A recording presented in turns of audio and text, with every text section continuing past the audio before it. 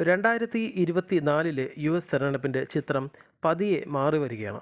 ജോ ബൈഡന് പകരം ഡെമോക്രാറ്റിക് സ്ഥാനാർത്ഥിയായി കമല ഹാരിസ് രംഗപ്രവേശനം ചെയ്തതോടെ റിപ്പബ്ലിക്കൻ സ്ഥാനാർത്ഥിയായ ഡൊണാൾഡ് ട്രംപിൻ്റെ മുൻതൂക്കം അവസാനിച്ചെന്നാണ് അഭിപ്രായ സർവേ നിരീക്ഷകരായ റിയൽ ക്ലിയർ പൊളിറ്റിക്സിൻ്റെ കണക്കുകൾ പറയുന്നത്. ദേശീയ സർവേകളിലെല്ലാം കൂടി ശരാശരി 0.5% പോയിൻ്റ് മുൻതൂക്കമാണ് കമല ഹാരിസ് സ്വന്തമാക്കിയിരിക്കുന്നത്. നേരത്തെ ബൈഡൻ ട്രംപിനേക്കാൾ പിന്നിലായിരുന്ന വിസ്കോസൻ, മിഷിഗൻ എന്നീ സംസ്ഥാനങ്ങൾ കമല തിരിച്ചു പിടിച്ചിട്ടുണ്ട്. ഈ രണ്ടിടത്തും കൂടാതെ പെൻസിൽവേനിയയിലും 4% പോയിൻ്റ് മുന്നിലാണ് കമല ഹാരിസ് എന്നാണ് ന്യൂയോർക്ക് ടൈംസിൻ്റെ ഏറ്റവും പുതിയ അഭിപ്രായ സർവേകൾ വ്യക്തമാക്കുന്നത്.